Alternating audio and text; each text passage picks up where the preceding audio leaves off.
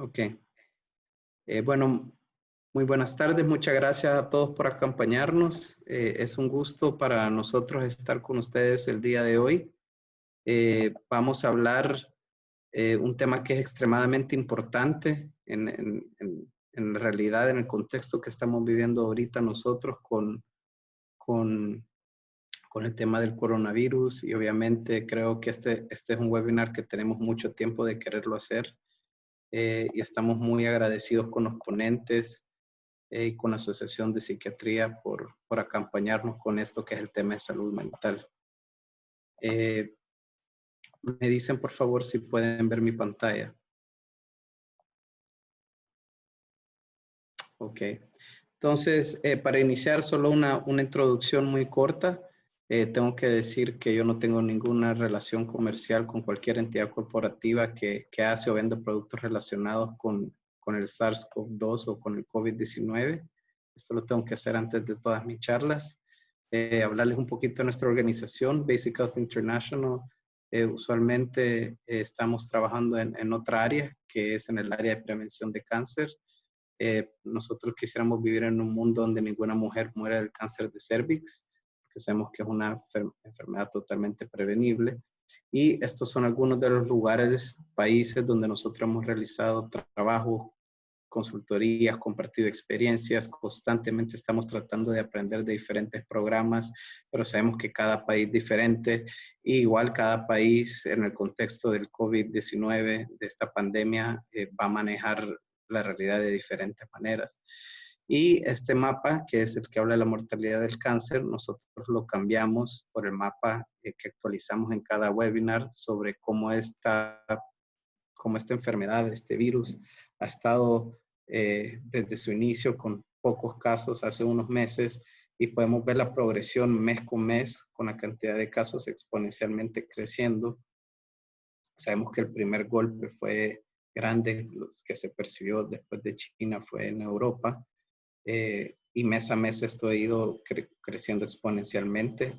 Era 4 millones a mediados de este mismo mes, y ahorita podemos ver que es Europa, que era donde más casos había. Ahora el continente de América es el epicentro de esto. Mucho está relacionado también con la cantidad de pruebas que se están realizando, pero también nosotros podemos ver cómo esto está impactando los sistemas de salud en toda la subregión, en Latinoamérica. Y como podemos ver, es algo que ha crecido todo el mundo, y a la fecha de hoy hay más de 5 millones de casos y más de 350,000 muertes reportadas. Y el día de hoy, como comentábamos, vamos a hablar de esto. Yo les compartí esto a los colegas, que me pareció que es la realidad, el problema del coronavirus desde un punto de vista de salud mental. Hemos sido bombardeados directa e indirectamente por esto, y creo que es un tema extremadamente importante que se va a abordar el día de hoy. Para iniciar, vamos a tener unas palabras de bienvenida del doctor Carlos Hernández. Él está encargado del Departamento de Gobernanza y Gestión de Conocimiento del Instituto Nacional de Salud, que nos han apoyado de una forma incondicional. El Ministerio de Salud, estamos muy agradecidos de poder hacer estos webinars. Al doctor Mario Flores. Muchas gracias, doctor. El presidente de la Asociación de Psiquiatría de El Salvador. Y los dos ponentes que tenemos el día de hoy, la doctora Antonieta Sandoval. Ella tiene una especialización en psiquiatría del Instituto Salvadoreño del Seguro Social. Tiene una especialidad en investigación de salud mental y una maestría de docencia en educación superior. La doctora Wendy Araujo, que también tiene una especialización en psiquiatría del Instituto Salvadoreño del Seguro Social. Ella es parte de un equipo de terapeutas del Centro Terapéutico de Adicciones, y también parte de su currículum es que fue médico psiquiatra del Hospital Militar.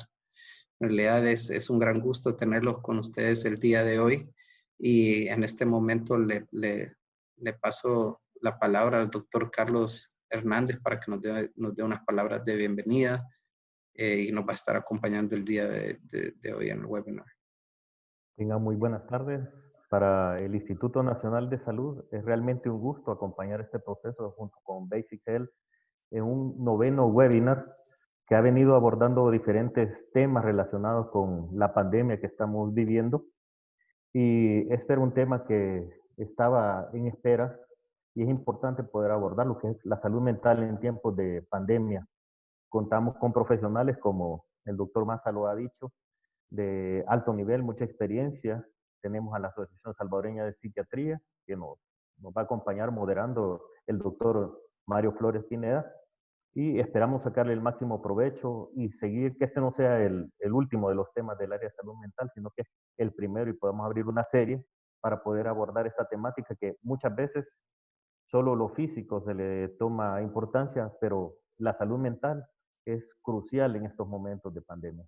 Muchas gracias por la oportunidad de acompañar este esfuerzo junto con Basic Health. Muchas gracias, doctor. Y ahora le pasamos la batuta al doctor Mario Flores para que nos dé unas palabras y presente a las ponentes el día de hoy y posteriormente nos pueda apoyar con la parte de moderación de todas las preguntas que vengan. Bueno, muchísimas gracias por la invitación. Saludos a todos. Dentro de los aspectos derivados de la pandemia del COVID-19 y sus consecuencias, encontramos que debido al miedo al contagio, el distanciamiento social, el aislamiento, la cuarentena y la disminución en los ingresos, se van a presentar reacciones emocionales adaptativas de diversa intensidad que en algunos casos afectarán de manera significativa nuestra salud mental. Personas pertenecientes a grupos vulnerables como adultos mayores, niños, adolescentes, usuarios de sustancias, personas con psicopatologías, personal de salud, especialmente aquellos involucrados en el manejo de los pacientes con COVID, requerirán más atención de parte nuestra, de nuestras familias y de las autoridades. A diferencia de otras catástrofes, los afectados en esta situación somos todos, de manera directa. Se ha hablado siempre de víctimas primarias, de víctimas secundarias.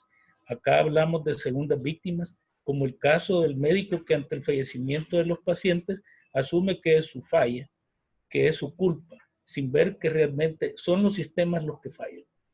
Ahora todos somos víctimas, los contagiados, los familiares, los que guardan cuarentena, los que están trabajando, los que atienden a las personas y las personas que son atendidas.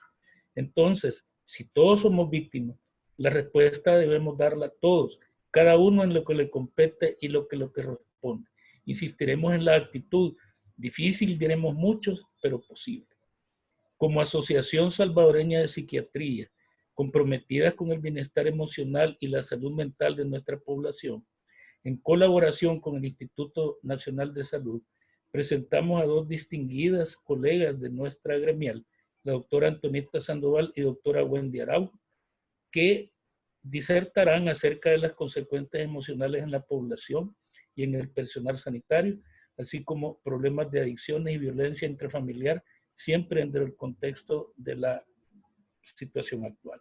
Así que, sin más, pues dejamos a la doctora Antonieta Sandoval y como ya se dio la instrucción, pues las preguntas las formularemos al final de ambas ponencias. Muchas gracias. Bueno, muchas gracias. Muy buenas tardes. Y pues es un gran gusto compartir precisamente este tema que creo yo que para todos es de suma importancia. Vamos a ver acá la ponencia.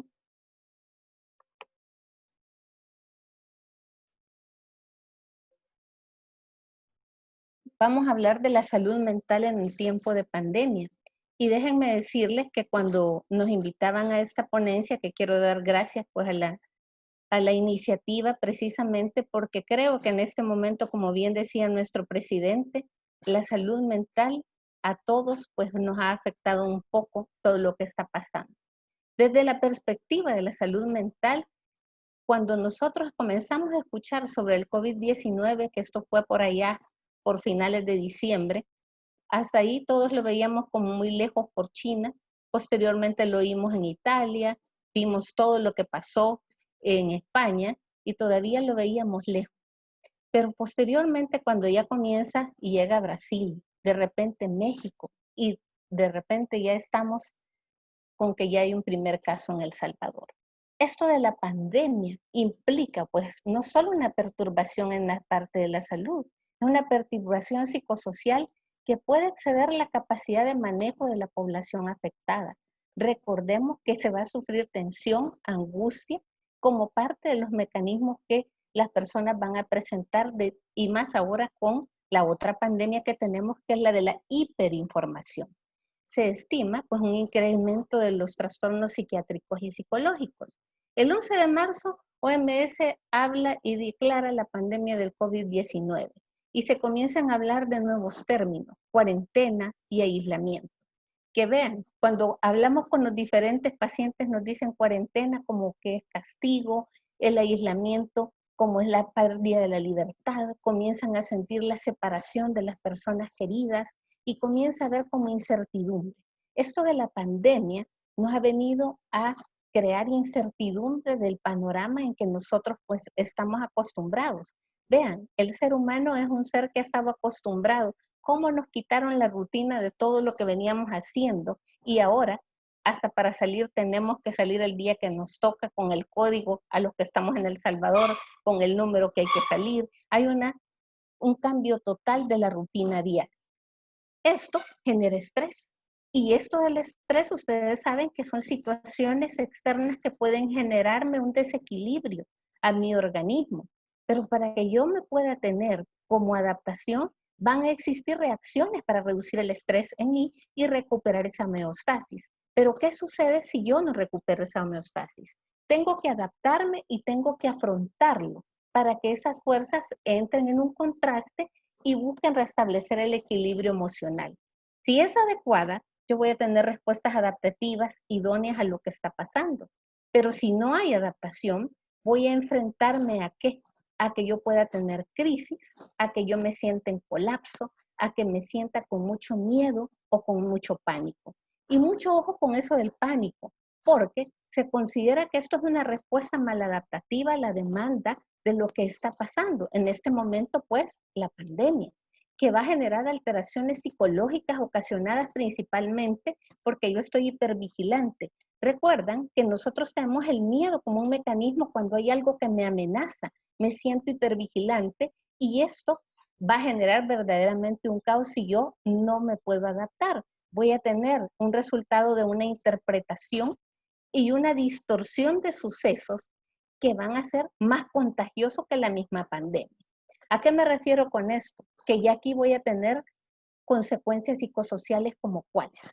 Todos hemos visto al principio que se dicta pues que comienza la cuarentena por el pánico, compras de pánico de alimentos, el famoso, la cantidad que se acabaron de rollos de papel higiénico, de situaciones de este tipo, compra de artículos médicos, mucha gente comprando una cantidad horrible de artículos médicos y también la estigmatización de grupos. ¿Como quiénes? Al inicio nadie quería acercarse a alguien que tuviera algunos rasgos asiáticos y ojo, ahora el personal médico, que yo no puedo negar que todo el que trabaja en el personal, por el personal de primera línea en nuestro medio ha tenido cierto momento de estigmatización y créanme lo que verdaderamente injusto.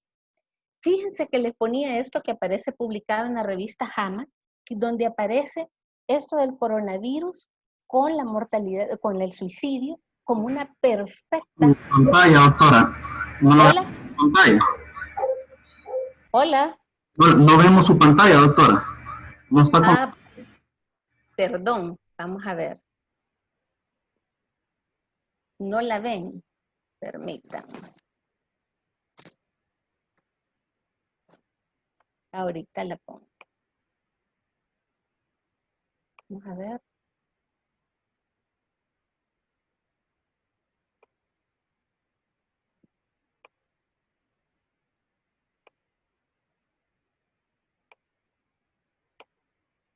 ¿Ahorita?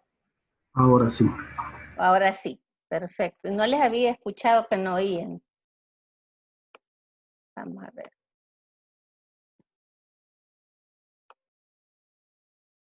¿Hoy? Sí. Perfectamente. Bueno. ¿Me escucharon lo que les estuve diciendo en todo ese proceso? Sí se escuchó. Vale, perfecto. Porque sí, pues ya les estaba explicando de esto de la tormenta perfecta que describen los italianos y describen que en estas situaciones así tanto el estrés económico de lo que está pasando, el aislamiento social, que vean que esto estamos viviéndolo, la disminución del acceso al soporte religioso, que ahora pues tenemos cerrados todos los lugares donde la gente se reúne, la disminución al sistema de salud, por ejemplo, para nuestros pacientes de psiquiatría que de repente pues no pueden asistir a sus consultas, o el paciente crónico con enfermedades como hipertensión o de otro tipo, el incremento de los problemas médicos y aumento del riesgo del suicidio en profesionales. Déjenme decirles que, por ejemplo, hace 3 semanas vimos el suicidio de algunos colegas médicos en Estados Unidos que estaban en el área de emergencia posterior a un síndrome del quemado o de otras situaciones que van a la par de todo esto, por lo cual nosotros tenemos que estar conscientes que todo este grupo es un grupo de riesgo. Pero ¿quiénes están con riesgo psicosocial?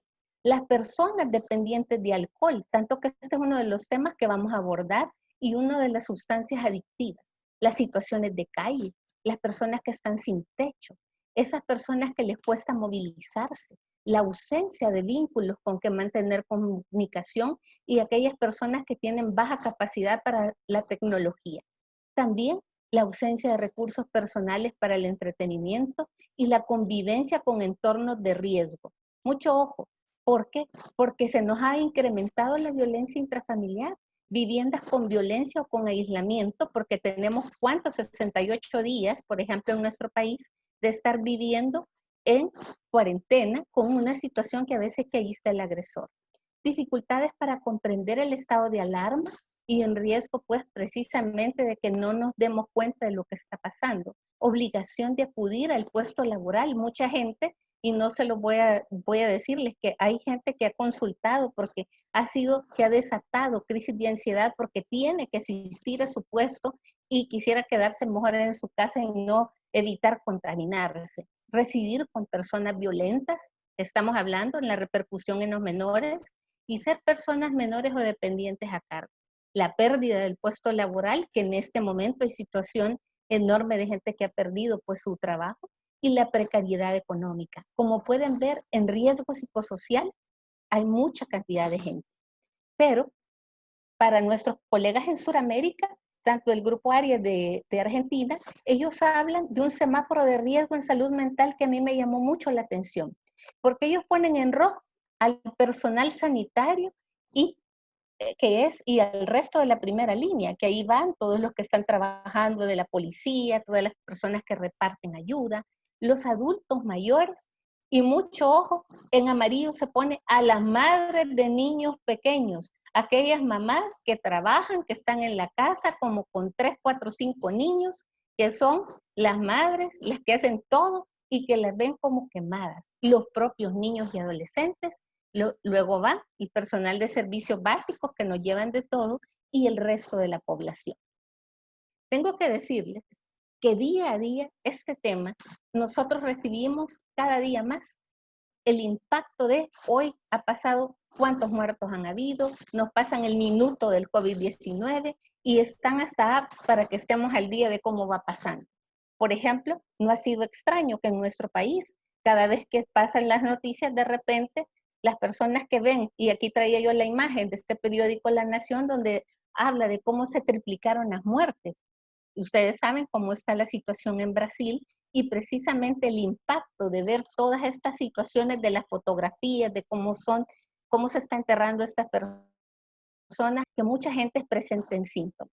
Cuando yo hablo de las reacciones comunes durante la pandemia, estoy hablando que va a haber miedo, ansiedad, preocupación financiera, porque esta es una pandemia, sí es cierto, de salud, pero también tiene afectaciones en la parte política, económica y social. Temores relacionados a nuestra salud principalmente y a la salud de nuestros seres queridos, y mucha irritabilidad e impaciencia, motivo por el cual mucha gente anda muy poco tolerante, hay muchas peleas, tristeza, apatía y sensación de irrealidad y desconexión. Déjenme decirles que mucha gente de repente me dice, pero mire doctor, es que esto yo quisiera que fuera una pesadilla, que esto ya me despierte, porque de repente yo ahora ya no puedo dormir y he presentado síntomas. Y en la población general hay síntomas como, y no voy a decir en la población general, creo que todos hemos tenido en algún momento tensión o dolor muscular, dolores de cabeza, palpitaciones, frecuencia cardíaca aumentada. Hoy estoy más pendiente de los síntomas físicos que me pueden pasar. Suspiradera, sensación de falta de aire y mucho ojo con esta, porque llegan a consultar mucho a los médicos otorrinos, al neumólogo, porque sienten esto y mucha gente anda con mucha ansiedad, inquietud o incapacidad para relajarme, dificultad para concentrarme, dificultad para dormir, que estoy yo pasando una encuesta a todos los que le estamos trabajando en lo que tienen que ver con el personal sanitario, y este es uno de los signos más puestos, de los síntomas más importantes, y cambios en el apetito, ha dado porque uno comen o comen demasiado. ¿Cuáles son las patologías psiquiátricas y psicológicas más frecuentes que se han visto en las pandemias previas? Por supuesto, a la cabeza van los trastornos adaptativos a la ansiedad, a la depresión, los trastornos de ansiedad, el trastorno por estrés agudo. Déjenme decirles que después de revisar varios papers que ya se publicaron de China, de España principalmente, donde una de las cosas más impactantes es ver los trastornos de estrés agudo y el estrés postrauma en muchos de nuestros colegas, y en lo que es la generalidad de la gente, pues trastornos adaptativos. Ahí va tristeza, cansancio y lo que voy a describir. Ahora, en intervención en el personal sanitario, yo les ponía esta foto porque ¿cómo es posible que seamos héroes, pero que todo el mundo esté diciendo a la vez como que nos están tratando de cierta manera? Y vean, este cargo es de un colega, esta es una publicación de un periódico mexicano, por ahí vi que nos saludaron de México, saludos, y vean que aquí en El Salvador hemos tenido personal de enfermería que no lo dejan subir al transporte, que ahora se tienen que quedar en hoteles y hay distanciamiento hasta con su grupo familiar. Atender a estas personas a nosotros nos ha implicado oír la historia de cómo están con el dolor emocional de dejar a sus hijos, de dejar a su grupo familiar. Y vean lo que publica Medscape en marzo. Y dice, la sobreexigencia, el miedo a contagiar, la ansiedad y los efectos emocionales del COVID-19 son lo principal en médicos españoles. Y tengo que decirlos, y aquí en El Salvador, trabajando con un buen grupo, tengo que decirles que también esto anda muy similar. Y tengo que explicar que esto al grupo médico le va a dar alteraciones conductuales, emocionales, somáticas, interpersonales y cognitivas. Pero de ellas, las principales que me voy a referir son a que la persona puede estar con agresividad, puede estar muy hiperactivo y estamos hiperproductivos haciendo un montón de actividades, cambios en los hábitos alimenticios o no están comiendo nada o solo comen comida chatarra, uso de sustancias que no ha sido raro también, y en la parte emocional mucha culpa, irritabilidad, tristeza, impotencia y mucha frustración. En la parte física, todo el mundo, y por eso lo ponía como número 1, insomnio, hipervigilancia, tensión muscular, estreñimiento y todas las que ustedes pueden ver. En la parte interpersonal, conducta evitativa, en algunos desapego, temor y desconfianza y mucho conflicto familiar por esta situación que yo tengo que ir a trabajar. En la parte cognitiva, confusión y, ojo, dificultad en la toma de decisiones. Leyendo los estudios de Wuhan, veíamos que precisamente en el personal de enfermería se encontraba que muchos de ellos presentaban dificultades en concentración y en los médicos se encontró más dificultades de sueño. Se evalúan 2 meses después y encuentran depresión en lo que es el personal de enfermería, y en los médicos encuentran mucha ansiedad y trastorno, pues el cuadro de ansiedad y depresión. Pero ¿qué es lo que nos debe interesar en el aspecto de la vulnerabilidad en el profesional? ¿Qué nos hace vulnerables a todos los de primera línea? Los factores externos pues son trabajar con pacientes. Pacientes, yo diría, los pacientes en general y pacientes hospitalarios ya no se diga, más en esta etapa de la pandemia en nuestro país. Las reacciones de la familia. La familia cuando se va usted al hospital se queda desgarrado. Frustración de tener que ir a trabajar, pues a exponernos en este aspecto, y la sensación de injusticia y el riesgo para la salud. Déjenme decirles que el personal de primera línea se preocupa por su salud, pero por su salud y la de su grupo familiar, porque es el miedo más grande contaminar a su familia.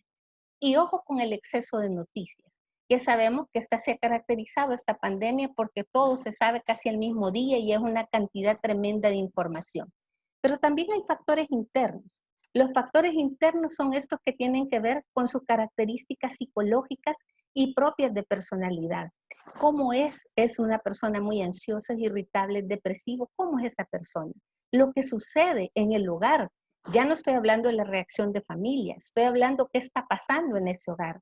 Hemos encontrado personas que viven con alguien que está en situaciones de adicción, que hay violencia, pues se están separando. Saben ustedes que ha incrementado esto del divorcio y mucho de la violencia.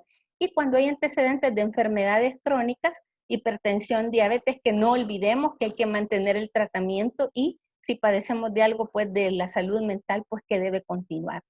Pero hay una situación bien importante, no poder descansar psicológicamente del tema, salir del hospital y ir como el dibujito que nos enseñaba el doctor más al inicio, salir con el montón de coronavirus en la cabeza, porque psicológicamente no siquiera me puedo desahogar. ¿Qué puedo hacer? Podemos socializar, buscar ayuda en círculos cercanos, hacer videollamadas, hacer cena junto con la familia, aunque cada quien esté en su teléfono, realizar actividades que resulten agradables. Ojo, ver películas, pero no de pandemias, por favor. Iniciar una serie, cocinar, leer un libro, mantenernos ocupados en algo diferente. Para esto es necesario, y déjenme decirles que hemos practicado con la gente en primera línea que está con el traje y que al inicio les costó tanto, hacer mindfulness o hacer relajación, hacer técnicas de relajación y respiración para que ellos puedan tener un momento como de bajar su ansiedad, porque estos trajes son bien asfixiantes, y evitar que se estén divagando. Y por último, si no funciona nada de lo anterior, pues no dudemos en contactar a un profesional de la salud mental que pueda evaluar. OPS pues ha dado una serie de sugerencias que yo las traigo pues en gráfico y quiero que se acuerden como número 1 en que hay que tomarnos un descanso de esta cantidad de noticias. Y ojo, estoy hablando no solo de las noticias que vemos, sino de escuchar todas las redes y estar viendo todo esto porque esto llega a ser molesto. Cuidemos nuestro cuerpo, respiremos, hagamos relajación y meditación y comamos saludable. También hacer ejercicio es indispensable en este momento. No solo esto es para la población en general, hay que poner una rutina para nuestros hijos, hay que, por favor, dormir bien y no agarremos eso de levantarme demasiado tarde porque me acuesto demasiado noche viendo películas. Hay que tratar de mantenernos bien. Intente hacer otras actividades que usted disfrute y por favor hable con personas de su confianza sobre sus preocupaciones y sentimientos porque hay que desahogar. Y el uso adecuado de la tecnología. Por supuesto, tenemos que evitar el alcohol y las drogas y tómese tiempo para relajarse. Pero el reto del personal sanitario que nosotros estamos viendo ese es para el cuidado en general, pero nuestro personal sanitario cada día se está desbordando más en la demanda asistencial. Cada día vemos más pacientes, el riesgo de la infección no se ha detenido todavía, hay quejas de equipos insuficientes, hay que proporcionarles apoyo y atención y enseñarles el autocuido. Y vean, y también tenemos que ver que en las zonas directas de atención el personal anda sumamente estresado e impactado. Hay que ver que hay que evitar la exposición, pues precisamente del grupo familiar y hay muchos dilemas éticos. Les traí estos datos que son de Wuhan, China, donde allá se publicaron, hay varios papers donde aparece que la depresión anda entre un 50 y un 51.4% en el grupo de estudio, que estos fueron los médicos residentes que estaban en este hospital, se les hicieron diferentes evaluaciones, se les ha pasado diferentes escalas y llegamos a ver que la ansiedad subió a un 44.6%, el insomnio, vean, a un 34% y el estrés en general 71.5%. Pero ¿cómo voy a hacer el autocuidado? Primero, los médicos estamos acostumbrados y decimos nosotros siempre trabajamos estresados. Entonces, tenemos que reconocer el estrés. Tenemos que aprender a reconocer cuando esto ya nos desbordó o estamos quemados. Hay que hacer una lista de actividades de cuidado para nosotros mismos y agarrar tiempo para nuestra familia. También nosotros tenemos que recordar, vean, que no es egoísta tomar descansos. Eso para nuestro personal es importante. Hay otras personas que pueden ayudar y las necesidades de los pacientes no van a estar encima de las nuestras porque para cuidar necesitamos nosotros sabernos cuidar. Recordemos los estilos de vida saludables que les planteaba y los turnos no mayores de 12 horas. Pero puntos claves del autocuido, todos somos necesarios porque fortalecemos el trabajo en equipo. Todos somos un equipo de salud que si yo me cuido, cuido al otro. Debemos saber pedir ayuda para poder ayudar. Y si yo reconozco quién necesita ayuda, hay que decirlo y mandarlo a buscar ayuda. Debemos cuidarnos, resguardar nuestra comunicación y los afectos, no quedarme aislado porque me puedo enfermar. Tomar conciencia de mis propios límites y no sentirnos culpables porque van a haber situaciones que no vamos a poder remediar. Y nunca olvidar los proyectos, aprendizajes y sueños que todos tenemos. Y así como médicos, tenemos que estar siempre actualizados y tomando información idónea de los lugares más serios. ¿Cuándo pedir ayuda? Cuando el problema que nos aqueja interfiere e impide nuestro trabajo en la vida cotidiana. Cuando las alteraciones me provocan malestar importante y cuando yo perdí el disfrute de las cosas. Que esto pasa también a que yo pueda tener aquellos pensamientos negativos que me urja pasar ayuda con un personal de salud mental. Las recomendaciones generales de OPS nos dicen, en general, esto es para toda la población, que hay que identificar los pensamientos que me generen malestar. Si estoy con este tema repetitivo, pues tengo que cambiar de actividades, reconocer y aceptar las emociones. ¿Por qué?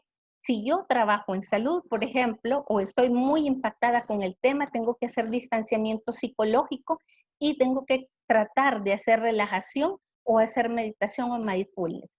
Ser empático con los afectados y evitar la sobreinformación, que es un tema importante. Hay que ampliar las voces positivas, no solo hay que decir de lo malo, y recordemos sobre todo, el que puede quedarse en casa, por favor que lo haga.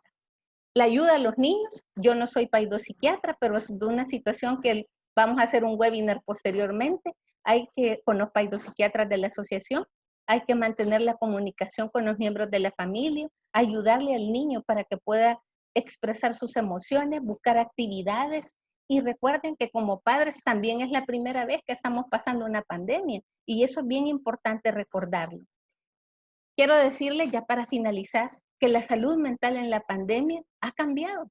Y fíjense que en Europa y ahorita nosotros nos hemos reconvertido y creo que todos los que me están oyendo, la salud mental en nuestros hospitales ha cambiado y hoy hay atención telefónica, atención por videoconferencias, miren lo que estamos haciendo y conectados con muchos, atención por video WhatsApp, mayor uso de la telemedicina. Tal vez que no la cumplimos al 100%, pero vamos en ese camino. Se ha aumentado la psiquiatría de interconsulta en los hospitales. Hay posibilidad ahora de internamiento domiciliar y el trabajo en equipo multidisciplinario se ha vuelto esencial. Y en algunos casos se ha reconvertido a los colegas, pues, para poder ayudar en la atención. ¿Qué se espera de la salud mental post-COVID-19? Pues según todos los colegas, tanto europeos como en China y ahora los norteamericanos, se ha hablado que va a haber un índice mayor y se espera una ola enorme de trastornos que tienen que ver con salud mental, como los trastornos por ansiedad y angustia, las fobias y obsesiones. Recuerden que hoy todos andamos obsesivos lavándonos las manos y todo este tipo de situaciones, algunos se han aumentado, el trastorno de estrés postrauma y las secuelas postraumáticas en el personal sanitario. Y mucho ojo, mucho duelo complicado. ¿Por qué? Porque vamos a tener un montón de duelos no resueltos y complicados con toda esta situación que tiene que ver con el entierro. Así que para terminar, quiero decirles que vamos a vencer esta situación y como buenos latinoamericanos somos resilientes y sabemos que de esto vamos a crecer más. Muchas gracias.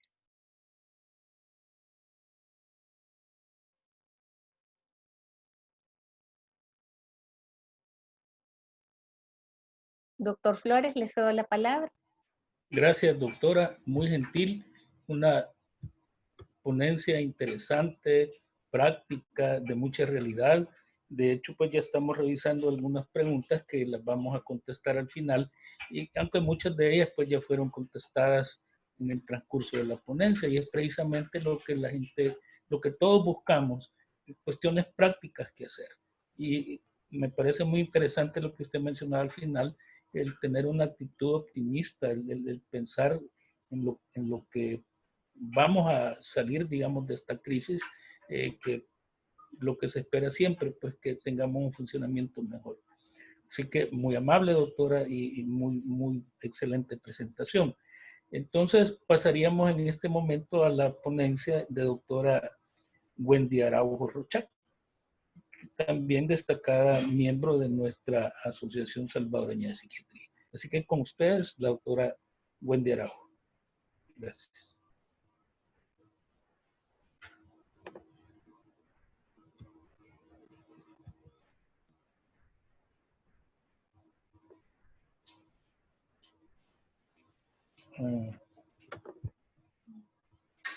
Buenas tardes.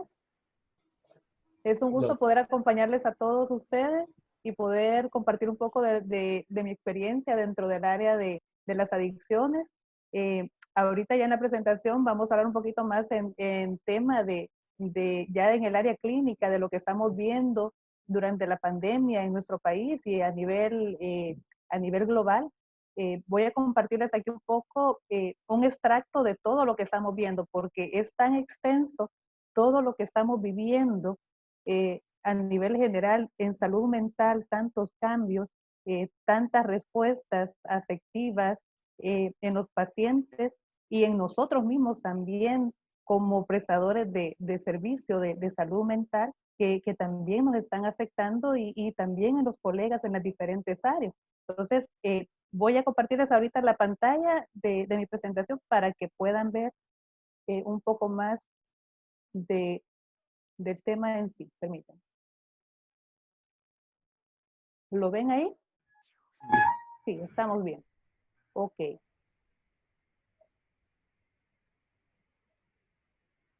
Bueno, aquí siguiendo con la temática que nos comentaba la doctora, como debido a la pandemia hemos tenido que vernos obligados a estar confinados durante este tiempo.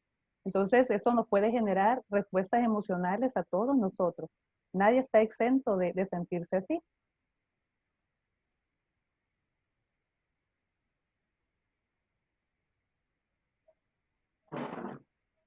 Estoy teniendo problemas con la pared,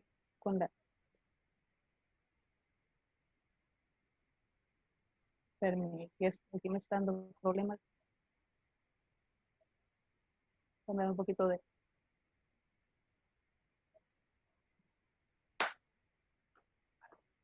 Ahí está. Las afecciones de salud mental más frecuentes que estamos viendo actualmente relacionadas con el confinamiento prolongado en los pacientes son los siguientes: el trastorno de ansiedad generalizada, un estrés agudo, cuadros depresivos. También hemos visto aumento en las adicciones, en la violencia intrafamiliar y cuadros de insomnio. Aquí me voy a detener en los últimos tres. En cuanto a las adicciones en la pandemia, el confinamiento prolongado y todas las situaciones estresantes relacionadas con la pandemia actual, por ejemplo, en un paciente adicto o con predisposición a desarrollar este problema, está generando un aumento en el consumo del tabaco o en el uso del vape. También eleva el consumo de sustancias psicoactivas. Aquí hablamos de todo tipo de sustancias. Una de las más frecuentes es el uso del cannabis. También puede llevar a comportamientos adictivos. Lo que vemos más frecuente en la población general es más que todo relacionado con el uso de la tecnología, el pasar mucho tiempo con las pantallas, y esto puede repercutir también en otras molestias. También el juego patológico y el aumento del consumo de alcohol. Aquí vemos un poco de las estadísticas. Actualmente hay muchos estudios en marcha a nivel mundial. Entonces, yo aquí he tomado extracto de dos estudios, uno de ellos que ya se publicó en abril de este año, que se hizo en Colombia, y lo comparo con uno que está ahorita en marcha del otro lado del mundo, en Escocia. Aquí podemos ver un poquito diferentes los resultados entre estos estudios. Podemos ver aquí que, por ejemplo, en el proyecto Échale Cabeza que se hizo en Colombia sobre reducción de riesgos. Ojo, aquí reducción de riesgos, se está viendo que pacientes que son adictos disminuyen el consumo. Entonces, aquí se entrevistó a 1.239 consumidores que fueron encuestados. El 64% compraron sustancias ilegales durante la cuarentena.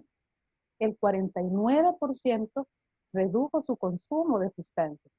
El el 91% manifestó que esto les ayudó a sobrellevar la cuarentena. Situación difícil para todos, ¿verdad? 44% reconoció que la dependencia mayor era hacia el cannabis. Uno de tres de los entrevistados tuvo síntomas de abstinencia. En el caso de los hombres se veía más cuadros de ansiedad, irritabilidad, agresividad. En el caso de las mujeres era más tendencias depresivas. El 76% cree que seguirá consumiendo después de la pandemia. Por el otro lado, la ONG de reducción de daños escocesa CRU está trabajando en una encuesta que estos son los datos preliminares que se han ido obteniendo. El 62.1% ha notado una disminución en los suministros de sustancias. Aquí ha sido tanto por aumento de los costos, menos repartición de parte de los dealers y sí les está costando más obtener su sustancia predilecta a las personas encuestadas. El 51% aumentó la cantidad de consumo.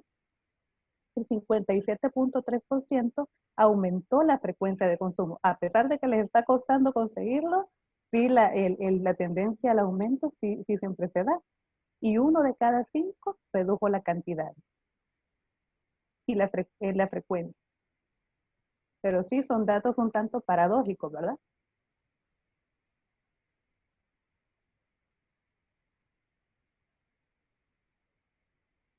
¿Qué hemos visto aquí en cuanto al síndrome de abstinencia en la cuarentena? Como la limitación para el consumo en las personas que ya eran adictas puede llevarlos a desarrollar este síndrome de abstinencia de manera más frecuente. Entonces, había pacientes que ya venían en un proceso de deshabituación y de rehabilitación. Entonces, en estos pacientes se vio truncado o interrumpido su proceso y empezaron a tener dificultad para su seguimiento. Entonces ya no podían asistir a sus citas presenciales, a sus grupos, y en estos casos aquí hemos tenido que reinventarnos para darle continuidad a los pacientes. Los que ofrecemos servicios en esta área hemos optado por abordarlos a través de la teleconsulta y también ahí los vamos acompañando. Casos más difíciles o más complicados aún los estamos viendo en presenciales. Complicaciones que hemos visto con jóvenes adictos. Hay pacientes que sí han tenido este problema, pacientes jóvenes que han tenido eventos de sobredosis y aquí ha sido más complicado.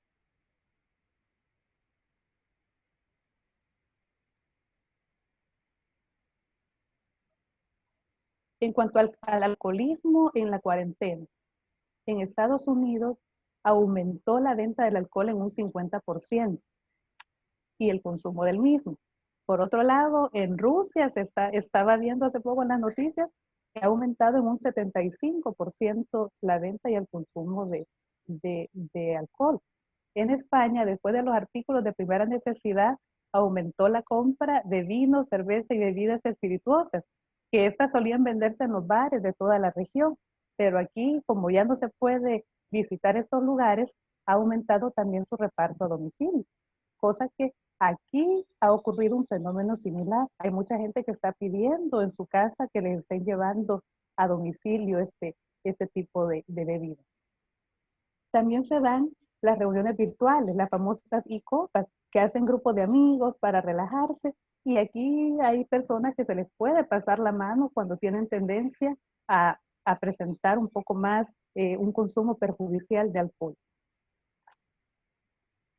La OMS emitió un comunicado desmintiendo que beber alcohol proteja contra el COVID-19. ¿Por qué?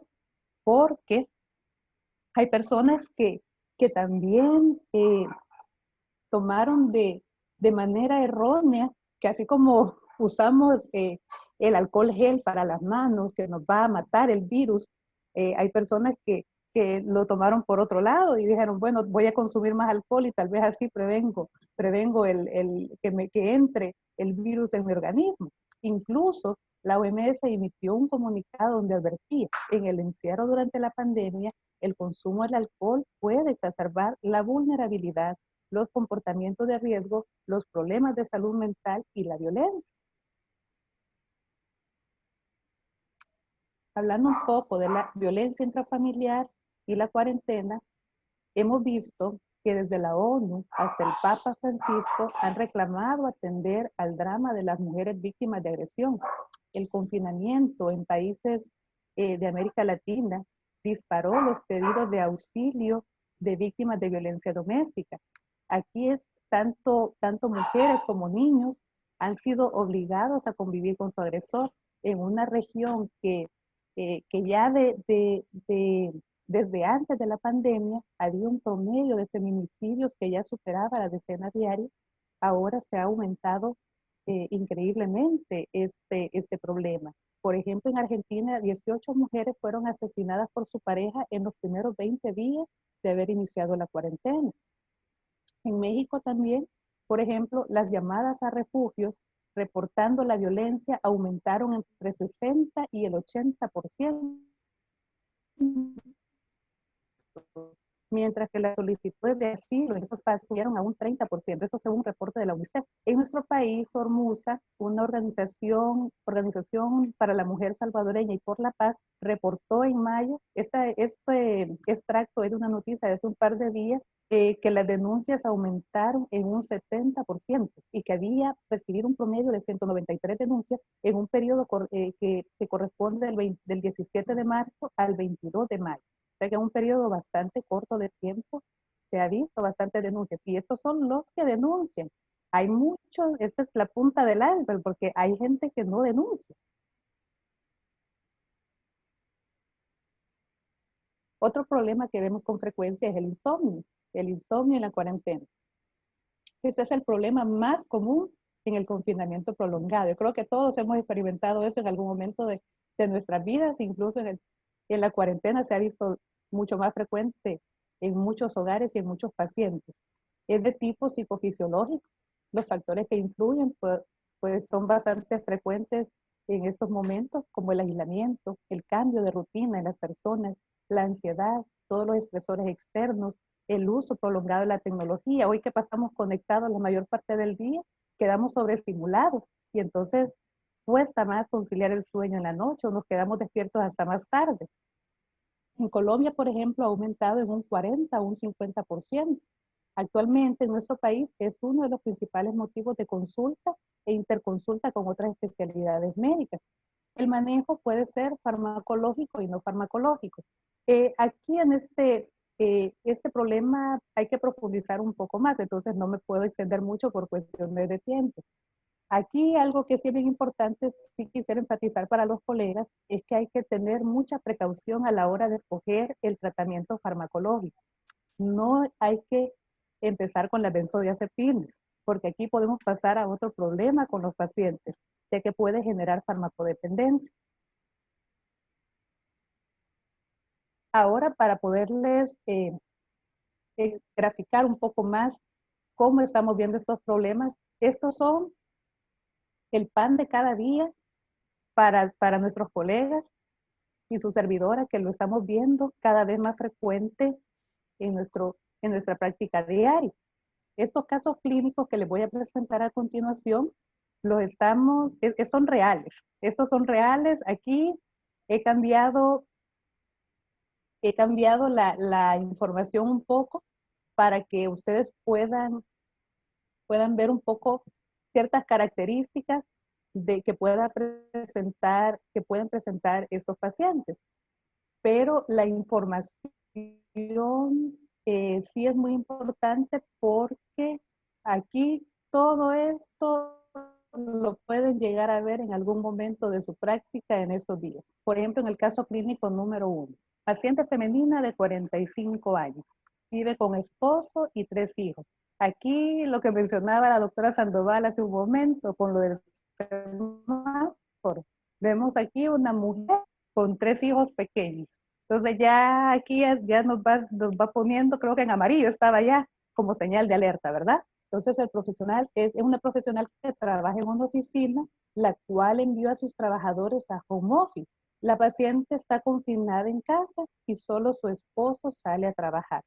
Previamente ya venía lidiando con un problema de pareja y ella era bebedora social, pero su esposo no estaba cómodo con ella, ya que él era abstemio. Entonces ellos habían entrado a un proceso de pareja los veníamos tratando por este tipo de problema y donde surgió que en sí el consumo de alcohol era uno de los problemas que les estaba afectando en su relación de pareja. Luego vino la pandemia y vino el proceso de cuarentena. Entonces, desde el inicio de la cuarentena, la paciente comenzó a ingerir entre 1 a 2 botellas de vino diariamente. Hay días que ella deja de consumir, pero descansa un máximo de unos 3 a 4 días máximo, pero de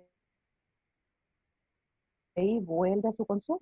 No hay otras comorbilidades médicas. El problema de la pareja se agudizó debido al consumo de la paciente, llegando a violencia verbal y física entre ambos. Aquí, como vemos, ya el consumo, aparte de agudizar los problemas de pareja, llevó al siguiente problema, que es un problema serio de violencia intrafamiliar. Lamentablemente, la paciente abandonó su proceso de tratamiento. Aquí ya requería un internamiento, pero la paciente no aceptó.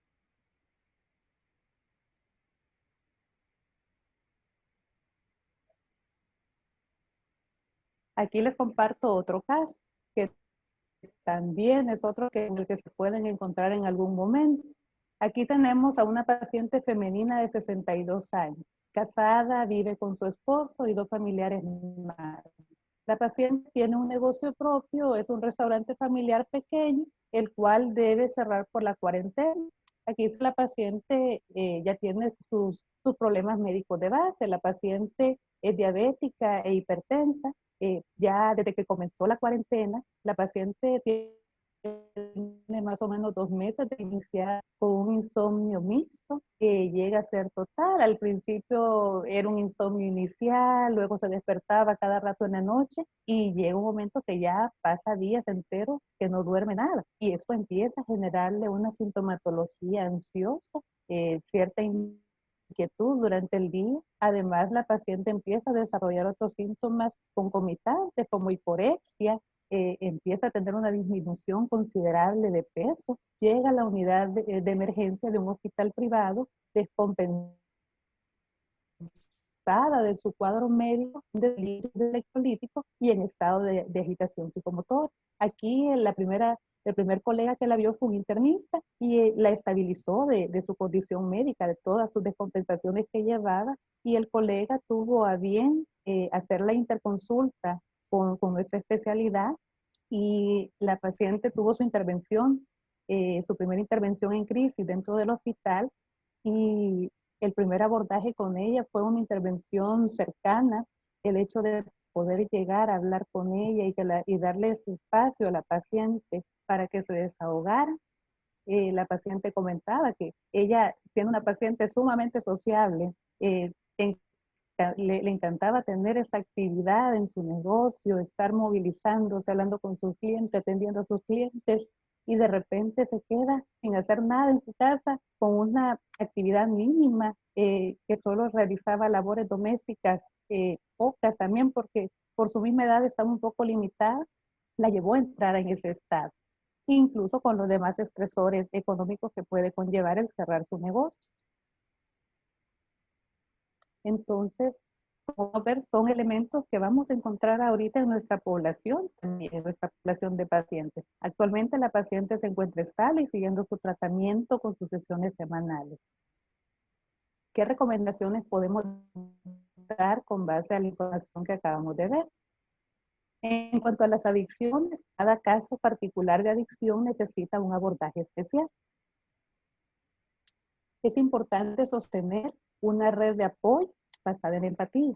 Aquí pueden entrar, apoyar al paciente, sus amigos, gente de la iglesia,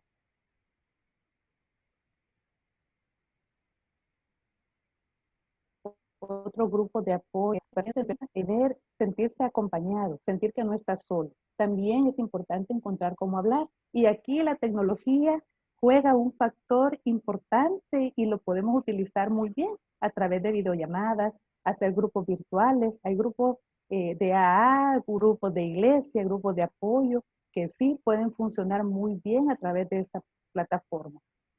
También es importante asegurar información verídica y no sobresaturarse con los medios de comunicación, como lo vimos ya anteriormente. También es importante promover la no automedicación en el caso de los pacientes con problemas de insomnio. ¿Por qué? Porque a veces viene un paciente y le pidió a algún familiar que le recomendara alguna pastillita que tomar para dormir. De repente alguien que tomaba Ribotril, por ejemplo, o alguna otra benzodiazepina, le recomendó que tomara esa pastillita y le cayó súper bien. Pero ¿qué pasa? Ahí viene el enganche con la pastilla y va a querer que le demos esto también para dormir. Entonces, con estos pacientes, las benzodiazepinas, por normativa y por ética, con estos pacientes, bueno, con los pacientes que nos llegan por un problema de insomnio, del tipo que sea, en estos casos son los últimos recursos que tenemos que utilizar. Hay otras opciones antes de llegar a ellos. Por eso, sí es bien importante empezar a trabajar otras maneras, primero no farmacológicas y algunas farmacológicas, pero ir escalando desde lo menos agresivo hasta lo más agresivo. También es importante orientar a nuestros pacientes para buscar ayuda especializada según la complejidad de cada caso. En caso de encontrar indicios de violencia intrafamiliar en nuestros pacientes, aquí es también de suma importancia orientarles a ellos a realizar la denuncia por las vías pertinentes. Y si vemos que ya es algo que hay que denunciarlo, pues y estamos en el deber de hacerlo, hay que hacerlo bajo las vías legales pertinentes. Bueno, muchas gracias. Estamos a la orden por cualquier consulta y a las preguntas que quieran que les respondamos.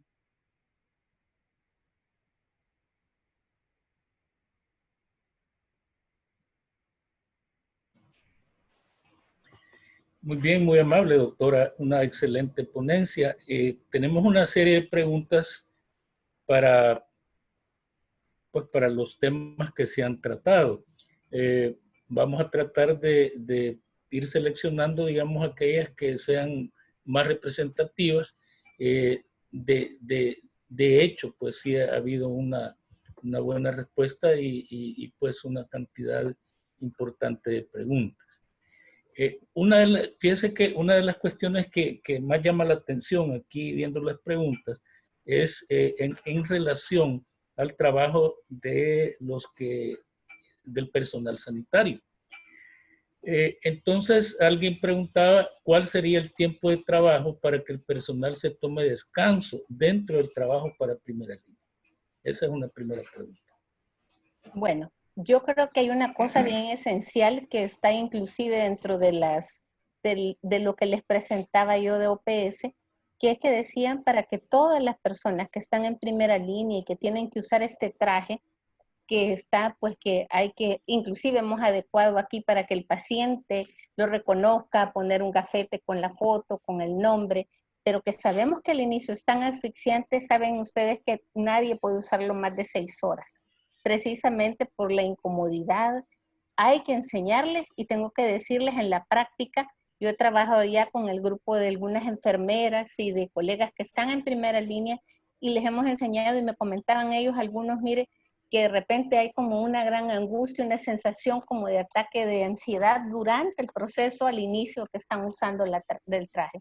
¿Y qué hemos hecho? No hemos utilizado benzodiazepinas, como decía la doctora, no, que se les ha enseñado a hacer lo que es una respiración idónea y hacer relajación. Ojo, es tan importante el descanso en este grupo. Y para eso es tan importante utilizar técnicas como el mindfulness, que es para evitar esa divagación y ya me va a dar y ya me va a dar cuando yo me ponga el traje. Por lo cual, sí nos hemos tomado tiempo y espacio de sesiones con algunos grupos para poder ayudarles y enseñar. Obviamente no hemos podido trabajar con todos porque esto pues nos agarró así como de sorpresa y nadie estaba preparado como para que todo el personal estuviera recibiendo autocuido. Pero sí el tiempo generalmente se pide. Si es alguien que está, no tal vez en primera línea, pero sí atendiendo pacientes, no pueden tener turnos mayores de 12 horas. Pero si estamos en primera línea, no puede pasar de 6. Eso según recomendaciones. Muy amable. Alguien preguntaba específicamente un poco más acerca del mindfulness. Bueno, fíjense que una de las técnicas que más se ha utilizado, y déjenme decirle que en el área hospitalaria, pues a través, en psiquiatría de enlace, que es lo que más ha crecido tanto en Europa como en otras áreas, en otros países, tengo que decirles que se da mucho lo que es el counseling en psiquiatría de enlace, donde se aplican técnicas de relajación. Ahora, la técnica como per se mindfulness hay que tomar ciertos cursos. Lo que uno hace es enseñarle algunos recursos del mindfulness para poderlos ayudar. Inclusive yo les he recomendado ciertas apps que están perfectamente, que las pueden bajar y que están en las redes, que pueden ayudar a enseñarles a hacer respiraciones y a hacer relajación, más respiración idónea y a enseñarles pues precisamente a poderse relajar. Pero también hay cursos en línea que se pueden tomar para poderles explicar un poco más. Gracias. Otra pregunta dice, ¿cómo podemos hacer el personal de salud para evitar y combatir la ansiedad y el estrés, que en un momento dado influye incluso en bajar la guardia y flanquear con las medidas de seguridad? Para eso, una de las primeras medidas que si ustedes vieron, y por eso las puse gráficamente, fue lo primero, que es hacer la desconexión de lo que es estar dándole vuelta al mismo tema, la desconexión psicológica y física. ¿Por qué? Porque al inicio todos hemos tenido la ambivalencia de que es cierto, no sigamos viendo como dicen las normas, pero seguimos viendo y seguimos viendo que los amigos en el chat siguen mandando los mismos mensajes y viendo tanta información. Primero es la desconexión. Segundo, por favor, al llegar a la casa, hagan algo que no les traiga como el tema del mismo COVID-19 y en algunos hemos ocupado, aparte de lo que ya les he mencionado de recursos, ponerlos a hacer algo que les guste para tener momentos flow que sean como idóneos para que se les baje como la ansiedad. Es decir, si les gusta la jardinería, si les gusta bailar, y créanme que como trabajando con personal de enfermería, que ha sido el grupo más grande con el que yo he trabajado, la mayoría son mamás y llegan a estar desconectadas viendo un montón de, dijéramos así, de cosas que tienen que hacer de tareas con los hijos, pero esto no quiere decir que se desconectaron 100%. Hay que indicarles un momento. Hay un grupo que sí se nos ha desbordado y a ese grupo hemos tenido que dar intervención específica. Yo les sugiero, como decía la doctora Araujo, nunca utilizar benzodiazepinas de entrada, que sea un profesional de la salud, que puede ser un psicólogo, un psiquiatra que puede ayudarles para poder solventar. A veces la catarsis también es bien saludable, hablarlo con el grupo. Hablando con un grupo que está en primera línea, me comentaba que hasta ese día que nos reunimos habían discutido ellos que una de las cosas que les pasaba a todos ahorita es que no podían dormir, que es uno de los temas que se mencionó, y precisamente que se les ha estado enseñando técnicas de relajación para que ellos puedan hacer relajación antes de dormir, lo cual ha sido muy bueno porque ya en las siguientes evaluaciones ha mejorado un poco. Gracias. Alguien dice una pregunta con relación a las adicciones. Ya doctor Araujo algo había mencionado, pero la pregunta dice, ¿qué probabilidad hay de que se continúe un proceso de rehabilitación en una persona que ha dejado de consumir durante la cuarentena? Se puede continuar. De hecho, nosotros en el Centro Terapéutico de Adicciones hemos desarrollado una plataforma virtual para continuar trabajando los procesos de los pacientes. Ya cuando nos agarró la cuarentena todos, habían pacientes que iban ingresando al centro y nos mantuvimos con ellos, bueno, nos hemos mantenido con ellos a través de las sesiones virtuales. Hoy creo que todos nos hemos reinventado en ese sentido y estamos trabajando con los pacientes de esa manera, que estamos haciendo las videollamadas, las sesiones las programamos de hecho directamente el terapeuta con el paciente. Incluso de alguna manera se ha desarrollado hasta más cercanía con el paciente, porque ahora ya no hay de intermediario una secretaria, sino que el mismo terapeuta está más cerca del paciente llevando su proceso. Entonces, ahí solo depende mucho de que el paciente se quiera dejar ayudar. Ok, gracias. Hay muchas preguntas con relación al insomnio.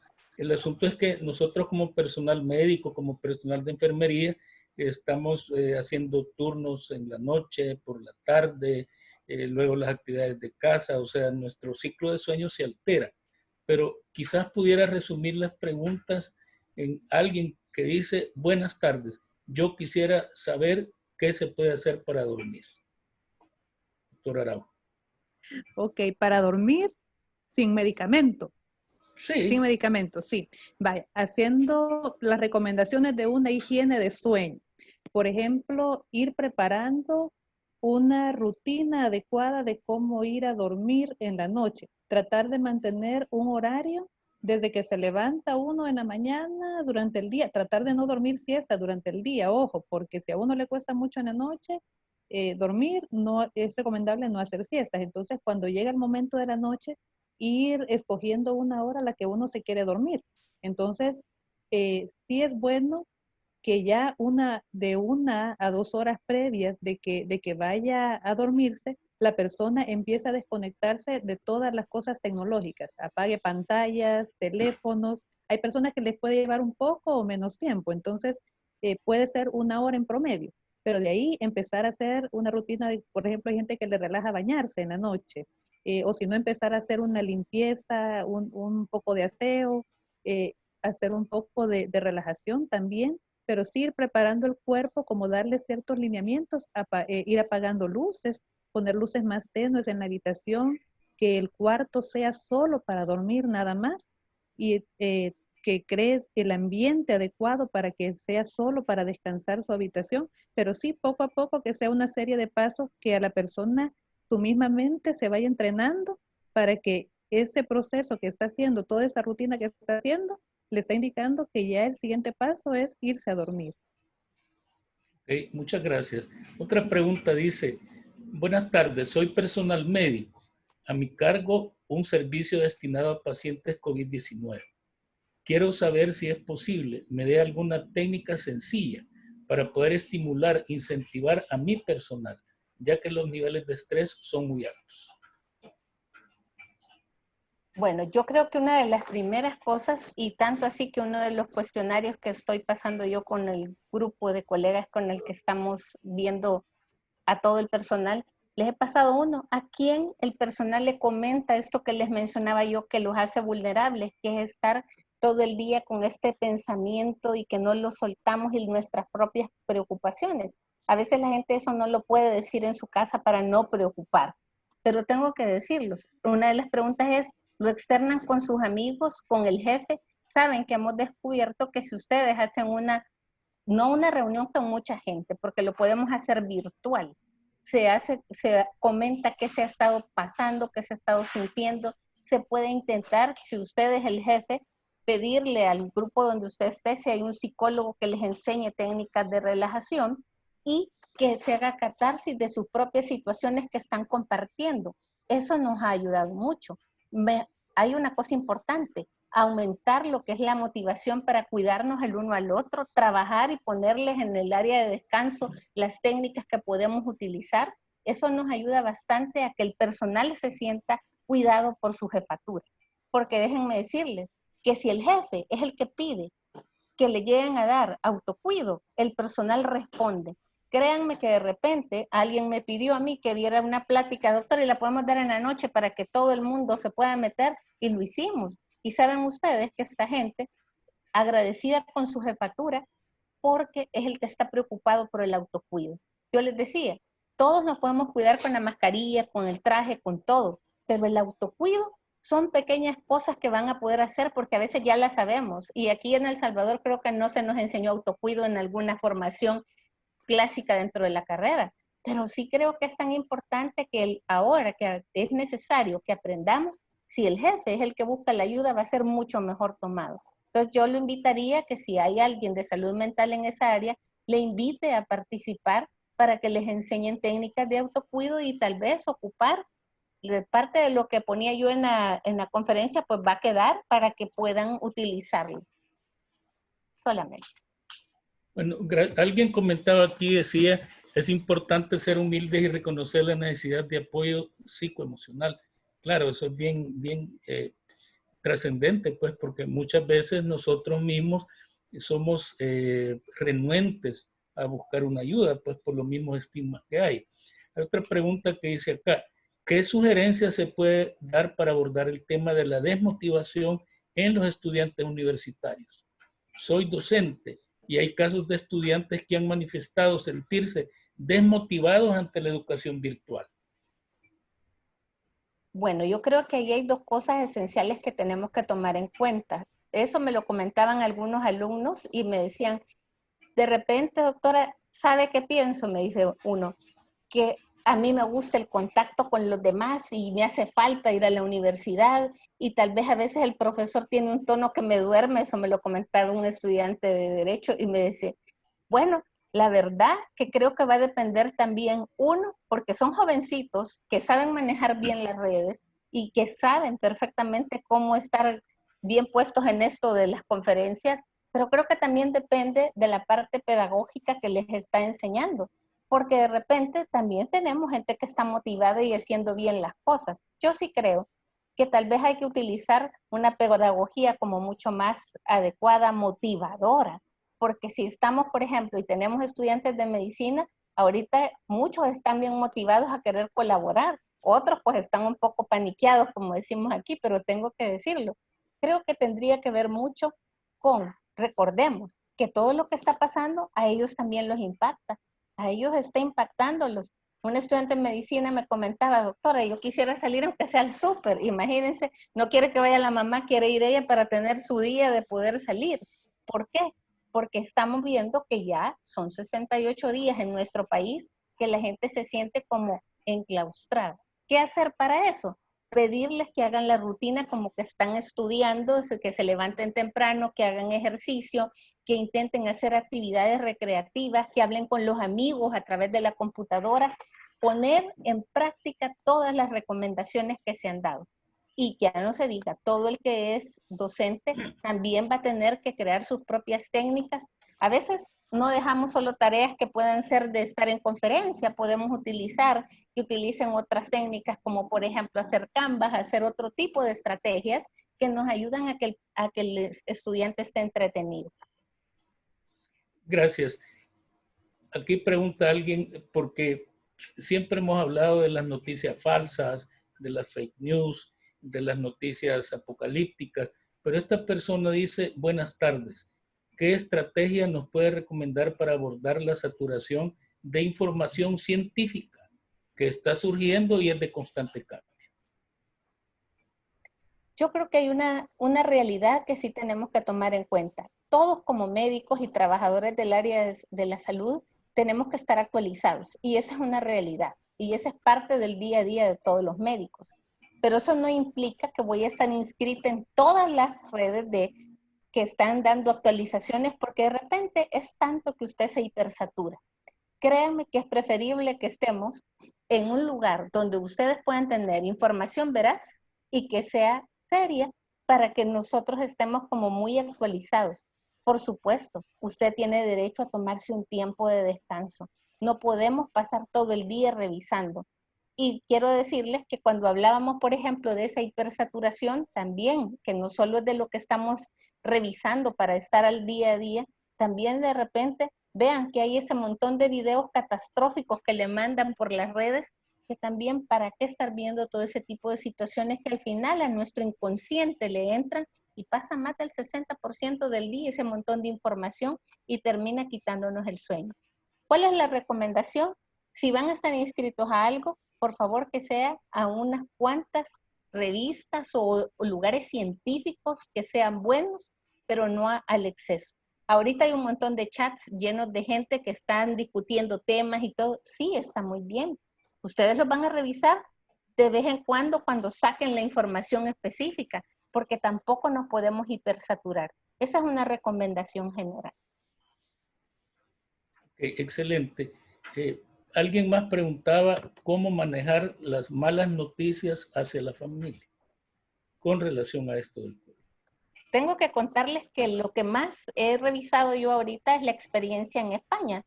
En España, nosotros hemos estado en múltiples webinars que han hecho el Hospital José Gregorio Marañón, el Clínic de Barcelona, donde ¿qué pasó? ¿Por qué les ponía yo al final cómo se ha reconvertido la psiquiatría y la salud mental? Porque tengo que decirles que al psiquiatra le ha tocado estar a la par y utilizar, por ejemplo, una tablet para hablarle al familiar, para que vean a la persona antes de morir, darle el soporte en ese momento a la familia, porque ojo, que no, por eso les ponía yo que una de las situaciones a largo de lo que más se nos va a complicar es estar trabajando duelos. Y ha servido para acompañar a las familias en ese momento. Entonces yo sí creo que todo lo que tiene que ver con el área de la salud mental y psicología y psiquiatría de los hospitales se ha vuelto sumamente importante, siempre ha sido importante, pero en este momento va a tener que agarrar un rol de acompañamiento a la familia y vamos a tener también que trabajar en el autocuido de nuestros profesionales en primera línea. Entonces yo sí creo que hay que trabajar en esa área y por supuesto no olvidar que también los psiquiatras somos seres humanos y necesitamos autocuidarnos, porque alguien preguntaba por ahí que cuántos pacientes está viendo un psiquiatra, por ejemplo, qué es lo que se está pidiendo, porque también nos podemos quemar y tenemos que tomar en cuenta que no se debe de pasar lo más de 8 pacientes, 6 a 8 pacientes para evitar el cansancio. Ahora, recordemos que el manejo de acompañamiento a la familia se empieza desde el hospital y eso lo hicieron muy bien en España. Van a poder encontrar papers. Por ejemplo, el doctor Celso Arango tiene por ahí unos papers muy interesantes sobre el manejo. Esos ya están publicados y son gratis. Están en, ¿cómo se llama? Creo que es en el Lancet, que aparecen ya estos papers para ver la experiencia del acompañamiento a la familia en los pacientes que fallecieron y que la familia no pudo estar presente y que no se pudo pues acompañar en esos momentos. Entonces yo sí creo que valdría la pena irnos a leer sobre ese punto. Ok, preguntan sobre el insomnio. Muchas preguntas acerca de las benzodiazepinas y el temor que el medicamento pueda generar farmacodependencia, que sí es un hecho, pero no va a suceder con todas las personas. ¿Qué nos pudiera decir con relación a esto, doctor Arau? Sí.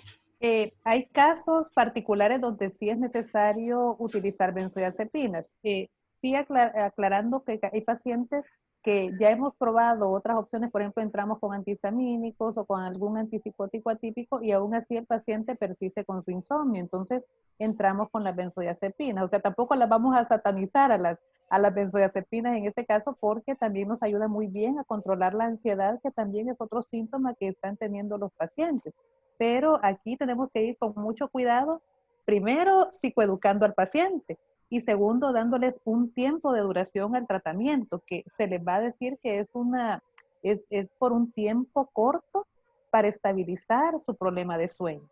Entonces ya el paciente en lo que se estabiliza su patrón del sueño, se va estabilizando su insomnio, el paciente ya está receptivo y ya está preparado de que ya sabe que va a haber un momento donde, así como se le da la benzodiazepina para poder iniciar y tratar esa fase aguda del insomnio, después, poco a poco, se le va a ir retirando progresivamente, porque ojo, también este medicamento no hay que cortarlo abruptamente, sino que se va retirando poco a poco con una disminución de la dosis. A la par hay que ir trabajando también la higiene del sueño y también otras medidas de cómo lidiar con los otros síntomas que van a la par, como la ansiedad, otros síntomas, también puede haber síntomas depresivos a la par. Hay pacientes que, aquí no lo mencionaba, pero también la falta de actividad física está afectando a los pacientes porque están guardando mucho nivel de energía y necesitan realizar ejercicio en casa, aunque no puedan ir a un gimnasio, pueden hacer ejercicio en casa. Entonces, todas esas cosas se deben de ir trabajando a la par del medicamento.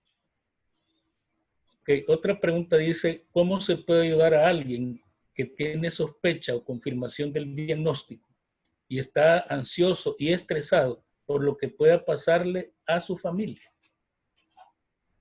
¿Cómo se puede llevar?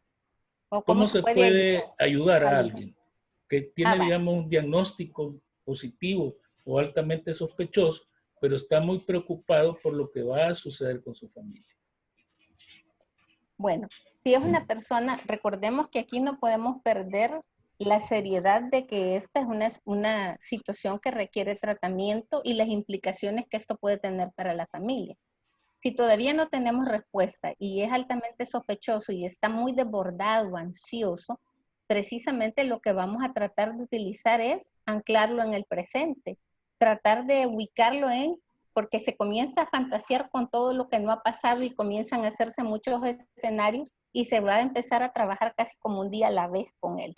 Se le va a enseñar a tratar de relajarse y ojo, y a ser bien asertivo con los pensamientos automáticos que se vienen para tratar de desconectarlos, porque para ponerles un ejemplo, y creo que la gran mayoría de médicos, muchos de ellos lo han expresado, si yo tengo sospechas y estoy positivo, yo sé que me puedo complicar porque soy médico. Vienen los pensamientos automáticos, que entonces hay que empezar a manejar todo ese tipo de pensamientos. ¿Qué pasa si la prueba sí sale positiva? Por lo menos en nuestro país sabemos que la persona pues se ha ido por todo este periodo pues en cuarentena y precisamente hay que tratar de manejarle la ansiedad en la cuarentena. Está preocupado por su familia, sí, muchas veces la familia no salió positiva porque hemos tenido varios casos así, pero en ese momento el enfoque es con él, a manejarle la crisis y los pensamientos distorsionados. Recordemos que si yo estoy angustiada y muy ansiosa, todos mis pensamientos negativos vienen primero. Entonces hay que trabajar el estar en este momento, en el presente, y ayudarlo a cambiar precisamente ese tipo de pensamientos, que eso ya es más del área, pues, de la parte cognitiva. Ok, una última pregunta. Dice, la conciliación de roles en mujeres y madres en la situación de la cuarentena, de la pandemia, doctor Araujo.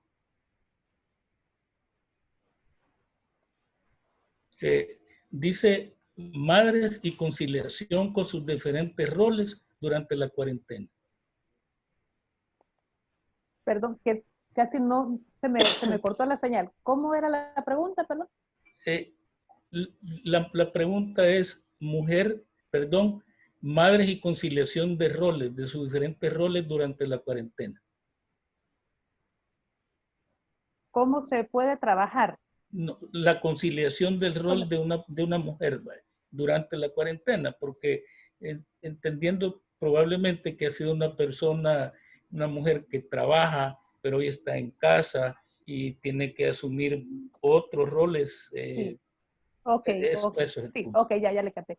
Sí, también está generando bastante ansiedad. He visto pacientes que han presentado esa sintomatología bastante malestar emocional con relación a ese choque de roles, porque todas estamos muy acostumbradas al rol profesional, pero ya cuando nos toca estar en casa y enfrentarnos a esa realidad, porque como estamos en una sociedad donde dejamos a los hijos en casa y una empleada nos ayuda a cuidar a nuestros hijos, a hacer las cosas de la casa, pero ahora muchas mujeres profesionales se han quedado sin la empleada en la casa y nos toca estar en la casa haciendo trabajar, ser mamás y ser las empleadas también de la casa, genera muchas molestias. Es saludable tomarse un tiempo también para una misma. O sea, sí es bueno tomarse esos descansos, ese tiempo de respiro. No hay que olvidarse también de que uno es un individuo en sí, de que necesita ese espacio personal para tener esa calma, buscar tiempo para hacer ejercicio, para hacer cosas que a uno le gusten, tiempo para descansar también. Uno puede abarcar esos roles, pero también no puede hacerlo perfecto. Y hay cosas donde hay que bajar el estándar también, que no va a ser perfecta en todo, porque a veces las mujeres son muy perfeccionistas y eso hay que irle bajando un poco. A veces nos va a tocar tener la casa desordenada unos días, pero si estamos un poco más tranquilos y eso nos va a dar paz, vale la pena. Ok, bueno, muchísimas gracias. Con esto pues terminamos la ronda de preguntas. Creo que todas han sido respondidas muy acertada y prácticamente. Como Asociación Salvadoreña de Psiquiatría, queremos agradecer al Instituto Nacional de Salud por permitirnos pues dar este tipo de mensajes, llevar este tipo de actividades a la comunidad médica. Nosotros pues estamos, decía, comprometidos con el bienestar de nuestra población, de la salud mental de nuestra población. Estamos desarrollando actividades, digamos, hacia la población y también pues este tipo de cuestiones nos sirve para poder llegar a la comunidad médica, a los colegas y darles información que las podemos utilizar ya en la práctica directamente. Así que con esto pues damos por terminado. Queremos agradecerle pues, doctor Hernández, por la oportunidad que nos han brindado. Muchas gracias, Muchas gracias. doctor, y doctora Antonieta Sandoval y doctora Wendy Araujo por las excelentes ponencias que han brindado, dejándonos la alerta para todos los profesionales de salud en estar atentos de nuestra salud mental, de la salud mental de nuestros cercanos también, de evaluar cuando estamos teniendo alteraciones en ella, de buscar la ayuda, de identificar signos de alarma, de profundizar en terapias no farmacológicas para atender los problemas que podemos tener de ansiedad, de estrés o depresión, dedicar tiempo al autocuido. Cada uno de nosotros tenemos que ser los que tengamos la mejor salud mental para podérsela dar a las personas que atendemos. Agradecemos a todos los que se han conectado. Hemos tenido cerca de 200 personas que se han conectado. Les recordamos que va a estar grabado todas estas ponencias y van a ser compartidas a través del correo electrónico del que se registraron. Y esperamos continuar con estos webinars. Agradecemos a Basic Health por el apoyo en la coordinación de este tipo de webinars y esperamos poder seguir con estos temas de salud mental. Así que un gusto y muchas gracias a todos y tengan muy buenas noches. Igualmente, Buenas muy buenas noches. noches. Hasta luego. Gracias. Gracias.